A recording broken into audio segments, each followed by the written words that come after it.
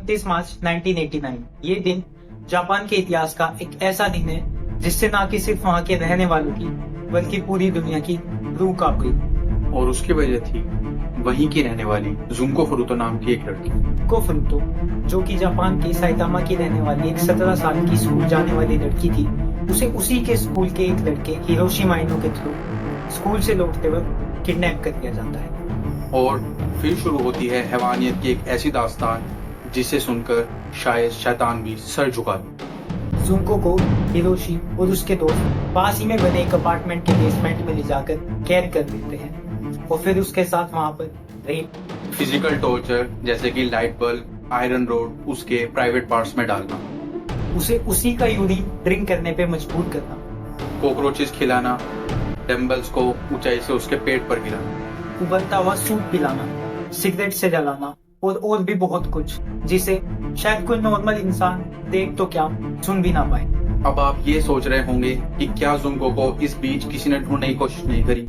Well, इसका answer है हाँ भी और नहीं भी। क्योंकि जुंको को हिरोशी और उसके दोस्त मार पीट कर मजबूर कर देते हैं कि वो अपने पेरेंट्स को कॉल करे और उन्हें ये कहे कि वो अब अपने बॉयफ्रेंड के साथ घर से भाग गई है और दूसरी सिटी में उससे शादी कर अब उसी के साथ लाइफ स्पेंड करे और अब उसके पेरेंट्स उसको कांटेक्ट ना करें। जुंको के साथ ये हैवानियत 44 डेज तक चलती है और इस बीच जुंको के साथ लगभग 100 से भी ज्यादा लोगों ने रेप और टॉर्चर किया। जुंको ने इस बीच कई बार भागने की भी कोशिश करी बट वो नाकाम रही। फिर आती है 4 जनवरी 1989 की रात, जिसमें हिरोशी और उसके 4 दोस्त जुंको से झूठा वादा करते हैं कि अगर वो उनसे गेम में जीत जाएगी तो वो उसको छोड़ देंगे। एंड गेस व्हाट, इतना फिजिकल और मेंटल टॉर्चर सहने के बाद भी जुंको उस गेम को किसी तरह जीत जाती है और इससे हिरोशी और उसके दोस्त इतना ज्यादा गुस्सा हो जाते हैं कि वो जुंको के साथ बहुत बुरी तरीके से मारपीट करना शुरू कर देते हैं। पर उस दिन उनके सर पर कुछ ऐसा भूत सवार था कि वो सिर्फ मारपीट पर भी नहीं रुकते हैं। वो जुंको को और ज्यादा टॉर्चर करने के लिए लाइटर के फ्लूइड को उसके पैरों पे, उसके स्टमक पे, उसके फेस पे डालते हैं और आग लगा देते हैं।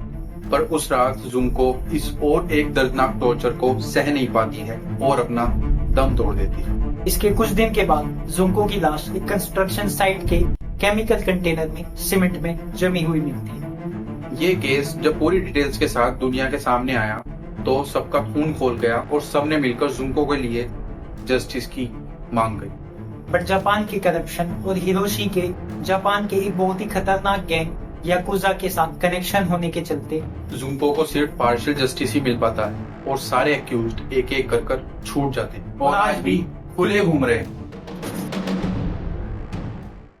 But I'm not a pilot, can't deny it. There's some days I feel idiotic, just a product of a system where you